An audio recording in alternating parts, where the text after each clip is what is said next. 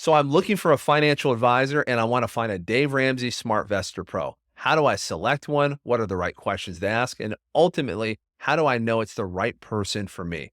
Hi, my name is Jim Martin. I'm a financial advisor and the founder of Martin Wealth Solutions. And in full disclosure, I am a Dave Ramsey SmartVestor Pro, but I am going to walk you through the criteria that I think is necessary when you're selecting a financial advisor.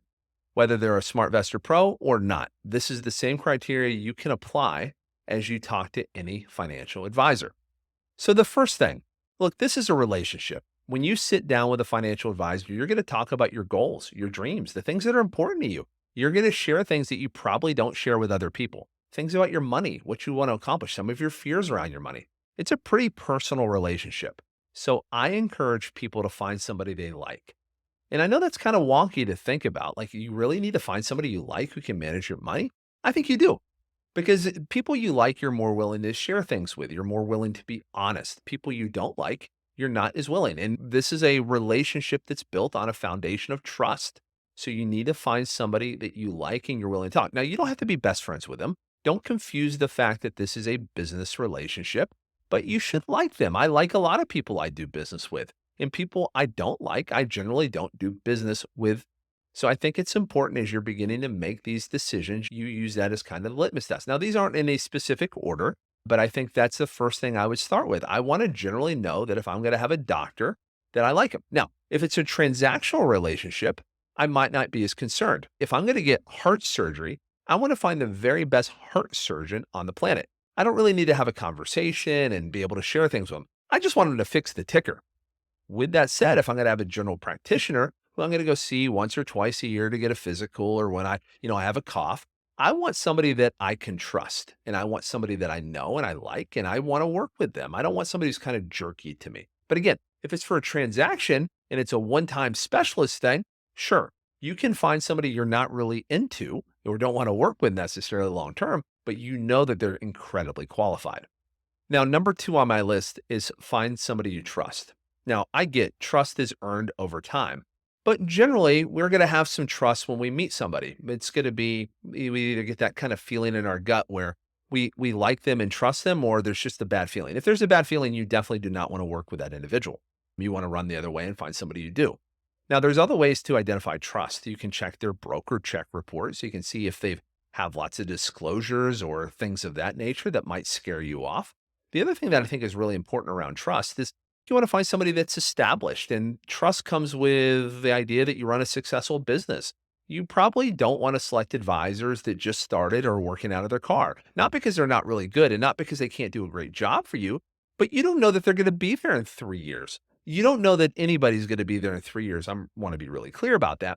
But you should have a little bit more of what we call institutional trust for a business that has been around for a bit of time. They have a successful infrastructure. And when you have a question or concern, you know that there's going to be somebody there who's going to be able to answer your question.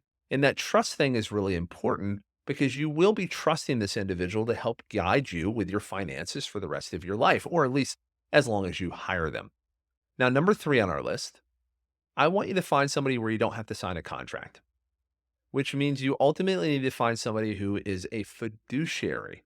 Generally speaking, with a fiduciary, you're going to be in a fee-based or a fee-only environment, meaning that they're not going to try to sell you something.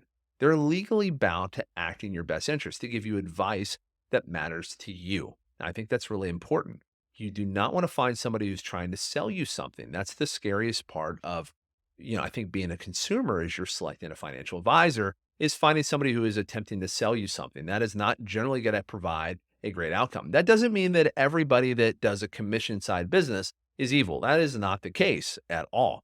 But I do think it's really important to find somebody who ultimately is a fiduciary, somebody who's legally bound to act in your best interest. Now, there's a couple ways to test this.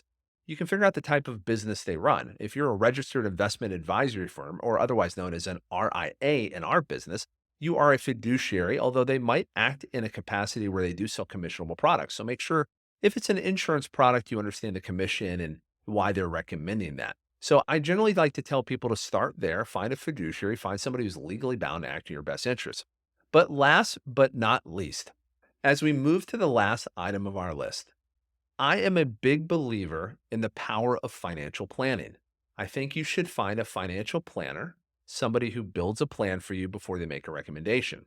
If you sit down with an advisor and they pull out a chart or try to talk to you about products and try to talk to you about their fancy mutual funds, I think you're meeting a salesperson, generally speaking. I think most people benefit from somebody who builds a plan first. Let me put this into context for you.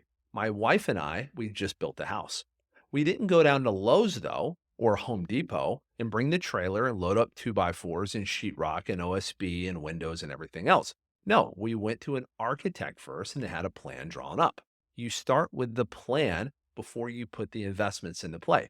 So, any advisor that's recommending the investments without first doing a plan is putting the cart before the horse. So, make sure you're going to work with a financial planner who's going to take the time with you to help you create a customized plan that covers three key areas of retirement. It should cover taxes. You want to make sure you have a tax efficient investment plan.